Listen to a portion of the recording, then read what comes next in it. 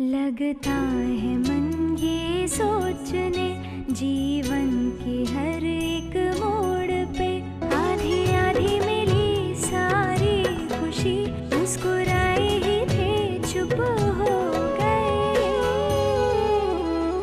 जिस घर में आंगन में रहूं उसकी भी हो कर मैं ना हूं।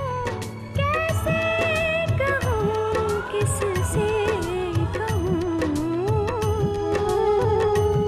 कि मैं इस घर की छोटी बहू। वो लोग ने राधिका को सुहाग की सेज पे भी बिठाई दियो है। आज अगर वो मुझे छोड़कर गई है तो सिर्फ इस वजह से कि मैंने उसे कभी पति का प्यार दिया ही नहीं, क्योंकि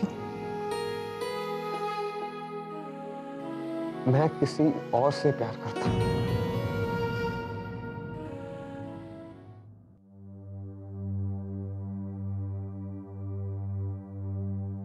एक पल के लिए भी मैं उसकी यादों को अपने मन से नहीं हटा पाया।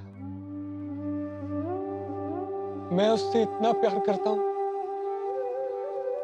कि सारी दुनिया को भुलाने के लिए तैयार हूं।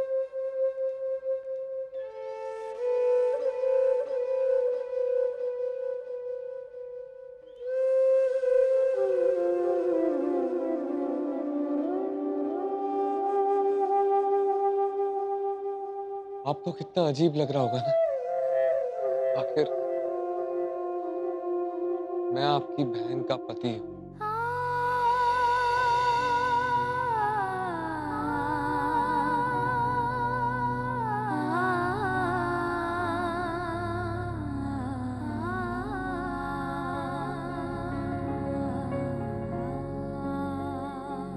आप शायद ये सोच रही होंगी मैं ये सारी बातें आपको क्यों बता रहा हूं।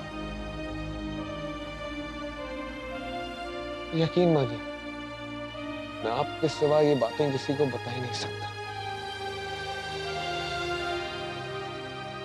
आपकी आवाज मुझे उसकी याद दिलाती है जिससे मैं प्यार करता हूं। और इत्तेफाक देखिए, जब भी मुझे एक दोस्त की जरूरत पड़ी है आपकी बातों ने ही मुझे सहारा दिया।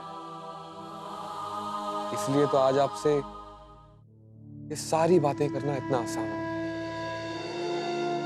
अब तक तो मैं एक अपराधी की तरह महसूस कर रहा था, क्योंकि जिसके साथ शादी की, जिसके साथ अग्नि को साक्षी मानकर 7 फेरे लिए, उसी को मैं एक पत्नी का अधिकार नहीं दे पा रहा हूं, सिर्फ इसलिए मैं किसी और से शादी करना चाहता था। लेकिन अब तो उस लड़की की शादी भी हो चुकी है।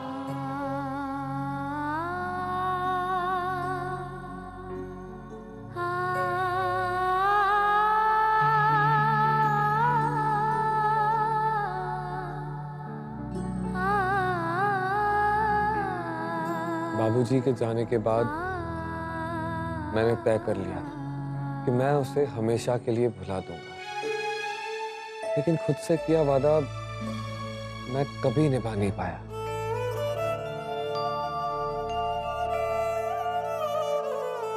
उसकी यादों को अपने दिल से कभी मिटा नहीं पाया।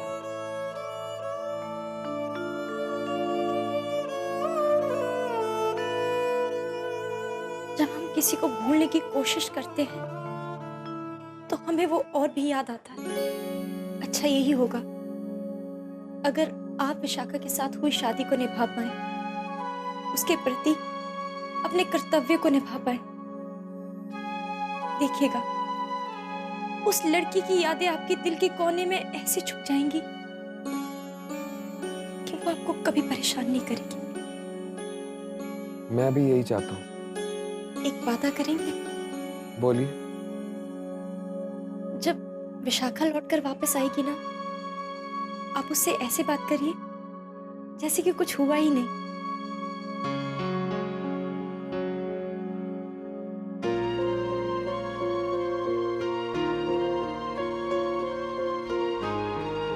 आप ठीक कह रही हैं। सचमुच आप मेरी सबसे अच्छी दोस्त हैं।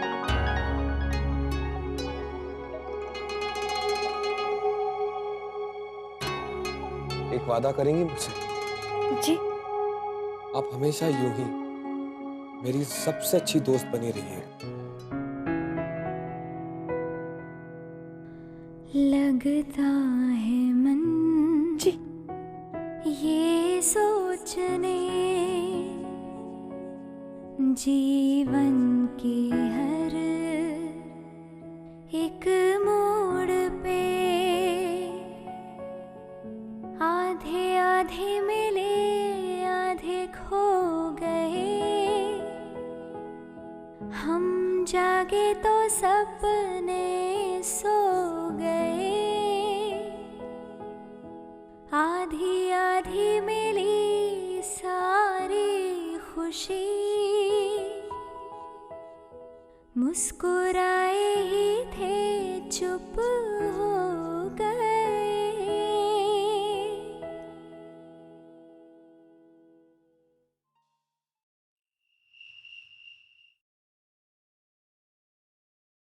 ठाकुर जी, उन विशाखा की कोई खबर ना है, और उधर देव बाबू के साथ राधिका रात गुजार रही है। जाने क्या अनर्थ होने वाला है। इतना सब होने के बाद और क्या अनर्थ होगा अम्मा जी? पता नहीं इस तरह से हमको मुसीबत से बचाने के लिए बेचारी राधिका को और कितनी परीक्षाओं से गुजरना पड़ेगा। बेचारी राधिका? काहे बेचारी राधिका? तो को क्या लगा था? उन्हें ये जो सब किया है दबाव में आके किया है? नहीं बहुरिया, उनकी खुद की कामना रही होगी तभी अनर्थ भया है। ये आप क्या कह रही हैं अम्मा जी? उस बेचारी ने घर की लाज बचाने के लिए इतना बड़ा कदम उठा लिया और आप घर पर बुरी नजर भी तो उकी ही थी। जाने तू क्या सोचत है? तो को लगत है कि राधिका को घूंघट उड़ाकर बेचने का विचार तो मोरा ही था, पर उस स्थिति इस छोरी की बुरी नजर के कारण ही पैदा हुई है। वो तो हमेशा से विशाखा की जगह लेना चाहिए। आज जब मौका मिला है, छोड़ेगी का? दामाद बाबू कमजोर पड़ गए हैं। ये सब सोच के मौके का फायदा उठा के वो राधिका अपना कोई तिरिया चरित्र का खेल खेलेगी तो हम सब क्या कर पाएंगे? ठाकुर जी, इससे पहले कि वो छोरी मोर विशाखा का भाग लूटे, विशाखा को वापस भिजवाई तो ठाकुर जी, वापस भिजवाई तो।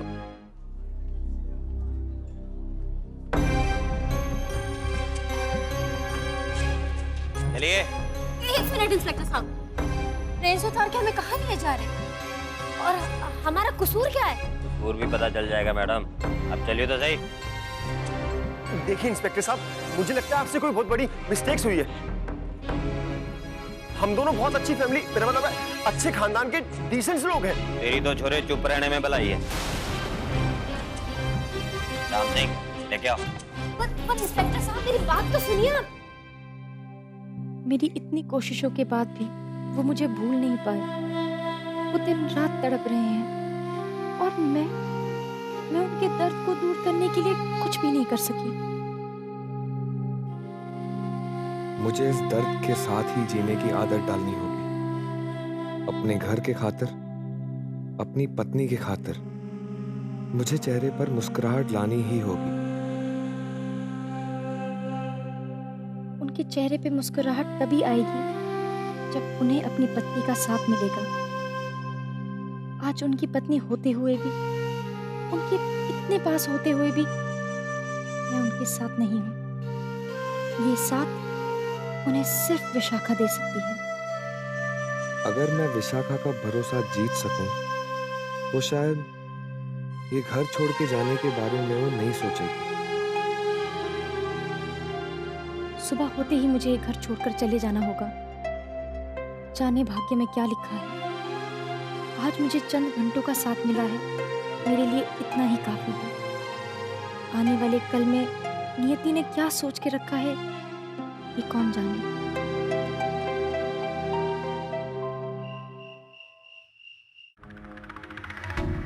मन तो कर रहा है राधिका को निकाल लाऊं विशाखा के कमरे से, ताकि उमर विशाखा का हक ना छीन सके। बस कीजिए अम्मा जी, बस कीजिए। किस हक की बात कर रही हैं आप? नियति का खेल आपको दिखाई नहीं दे रहा? हर रस्म, हर विधि राधिका के साथ हुई, 7 फेरे राधिका ने लिए, इन्होंने कन्यादान भी राधिका का ही किया। देव बाबू ने राधिका की मांग में सिंदूर भरा, और अम्मा जी हमने फिर भी विशाखा की विदाई कर दी, ये सोचकर कि शादी के बाद की रस्में विशाखा करेगी तो शायद ठाकुर जी की नजरों में विशाखा देव की पत्नी कहलाएगी। पर आज जब एक राजपुरोहिताइन के रूप में विशाखा का दोबारा से गृह प्रवेश होना था, शगुन छाप पर उसके पैरों के निशान पड़ने थे, देव बाबू के साथ दोबारा से संस्कार होना था, विशाखा फिर से नहीं थी। फिर से नियति ने विशाखा की जगह राधिका को बिठा दिया। इसका क्या मतलब है अम्मा जी? क्या मतलब है? यही अम्मा जी कि आप माने या ना माने, समाज जाने या ना जाने, पर राधिका देव बाबू की पत्नी है, और हमने पत्नी से उसका हक छीना। बहुत बड़ा अपराध किया है अम्मा जी। कोई अपराध ना किया है बहुरिया। तुम्हारी सगी बेटी की खुशी कुछ ना है तेरे लिए?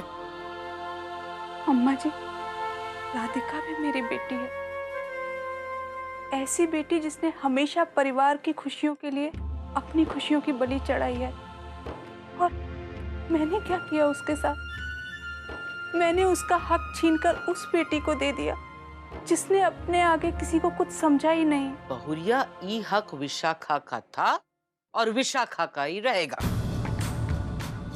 अगर भगवान की नजर में विशाखा देव बाबू की पत्नी ना है, तो मैं विशाखा और देव बाबू का ब्याह करवा दूंगी। बस विशाखा जल्दी से आ जावे। देखिए, एक तो आप बिना वारंट हमें पकड़ लाए हैं, ऊपर से ये थाने लेकर आ गए। मुझे मेरे वकील से बात करनी पड़ेगी, क्योंकि आप जो कुछ भी कर रहे हैं वो सब गैर कानूनी है। ना, कानून नहीं सिखाना मैडम। तुम तो मुझे ये बताओ, इस छोरे के साथ कहां बाज रही थी तुम? जी इंस्पेक्टर साहब, भाग रही थी मतलब? मैं तो अपने कजिन के साथ मुंबई जा रही थी, अपनी बुआ के घर, यानी कि इनकी माँ से मिलने। ये मेरा फुफेरा भाई है। झूठ बोल रही हो तुम।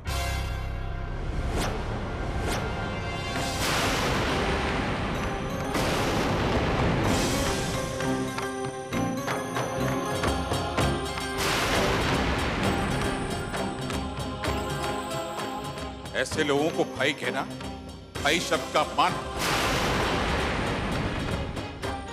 आज तुमने जो किया है उसके पश्चात तो तुम्हें अपनी बेटी कहने में भी मुझे लज्जा आ रही है। तुमने ये भी नहीं सोचा कि तुम्हारे इस आचरण से कितने जीवन नष्ट हो जाएंगे? इस व्यक्ति को तुम अपना भाई कह रही हो, जिसके बहकावे में आकर तुम घर से भाग गई। इसे कुछ भी कहने की कोई जरूरत नहीं थी। घर छोड़ने का फैसला मेरा अपना था, किसी के बहकावे में आकर मैंने ये फैसला नहीं लिया। वो तो बस मुझे मेरी मंजिल तक पहुंचाने में मदद कर रहा था। मंजिल? हाँ, मंजिल मुंबई। उस घर का चूल्हा चौका या मंदिर मेरी मंजिल नहीं है, बल्कि मेरी मंजिल कुछ और है। और शादी मैंने इसलिए नहीं की कि एक जेल से निकलकर दूसरी जेल में कैद हो जाऊं। मैं जेल में कैद होने के लिए नहीं आई हूं, समझे आप? विशाखा!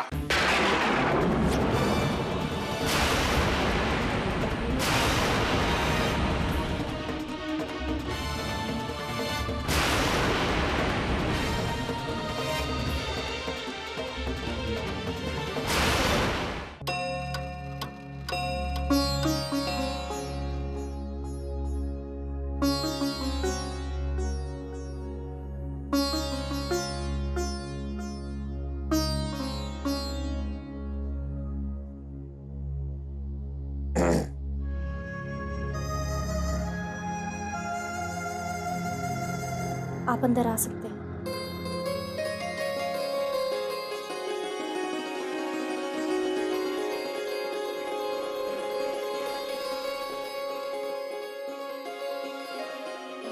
बाबूजी का फोन नहीं आया अभी तक और पूजा का समय हो गया। रिवाज के अनुसार ये पहली पूजा है और ये विशाखा को ही करनी है। थोड़ी देर में सब लोग नीचे आ जाएंगे। सब लोगों को सब कुछ पता चलता है। मैं कुछ मदद कर सकती हूँ आपकी? नहीं, मैं आपको पहले से ही बहुत सारी मुश्किलें दे चुका। अब मैं आपको और मुसीबत में नहीं डाल सकता। मैं अपना कर्तव्य निभा रही हूँ। माँ बाबूजी के मुझ पर इतने एहसान है कि शायद मैं अपनी जान देकर भी ये एहसान ना चुका पाऊँ।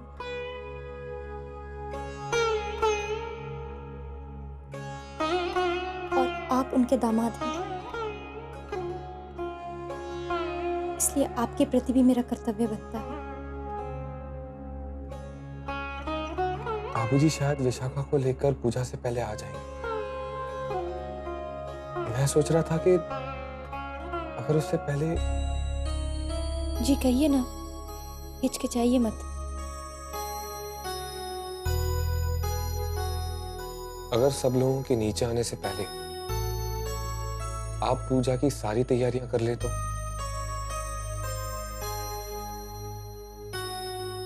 नहीं नहीं, मैं पूजा की तैयारियां कैसे कर सकती हूँ? मैं तो इस घर का सदस्य भी नहीं हूँ। लेकिन आप मेरी पत्नी बनकर हवन में मेरे साथ बैठी थी, तो ये भी तो उसी दिखावे का हिस्सा है।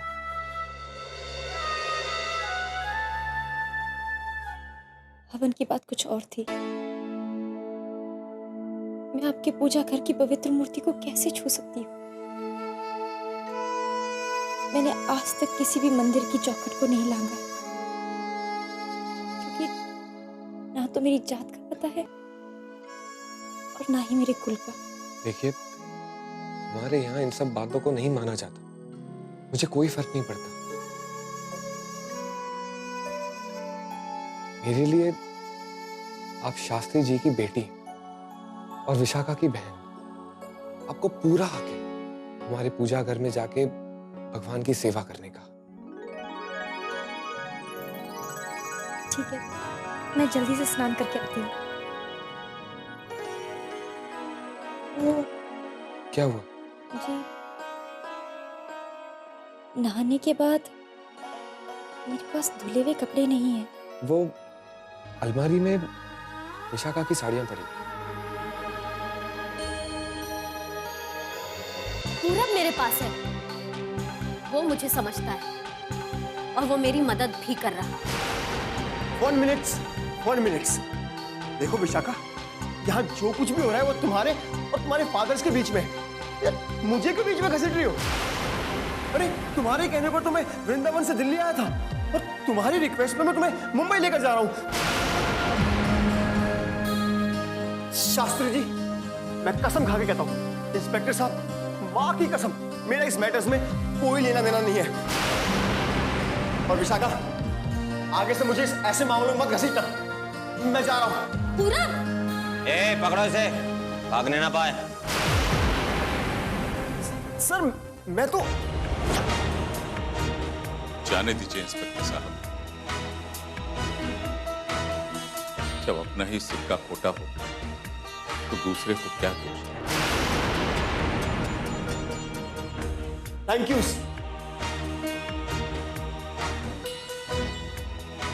बेटी, तुम चाहो तो अभी इसी ट्रेन में बैठकर मुंबई जा सकते हो, परंतु इतना स्मरण रखना कि तुम्हारा पिता ये सब देखने के लिए जीवित नहीं रहेगा। अब ये तुम्हारे ऊपर निर्भर करता है कि तुम अपने पिता को जीवित देखना चाहती हो कि नहीं।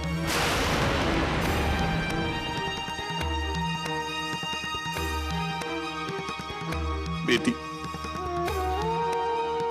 मैं हाथ जोड़कर तुमसे विनती करता, वापस लौट चलो और अपने परिवार को अपमान से बचाओ।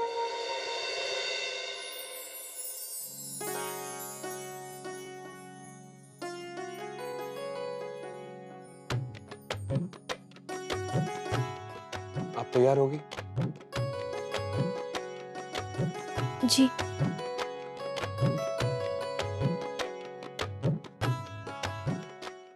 मंदिर नीचे उतर के दाईं तरफ है। एक विनती है आपसे।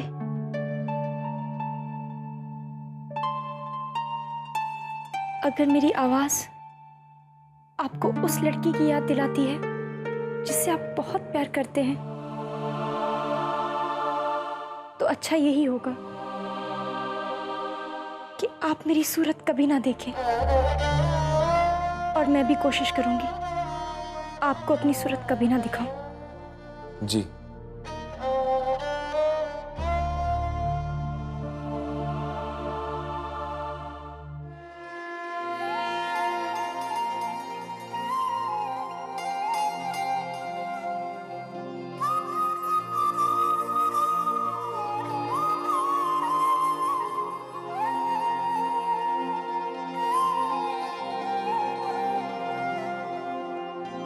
मुझे तो विश्वास ही नहीं हो रहा है कान्हा कि मैं आज तुम्हारे मंदिर में तुम्हारी मूर्त के इतने करीब हूं। आज मैं तुम्हें अपने हाथों से सजाऊंगी। मैंने तो कभी सोचा ही नहीं था मुझे ऐसा सौभाग्य मिलेगा, पर मेरे पति ने मुझे तुम्हारे मंदिर में तुम्हारी पूजा करने की अनुमति दी। शायद उन्हें खुद ना पता हो कि उन्होंने मुझे दुनिया की कितनी बड़ी खुशी दी है।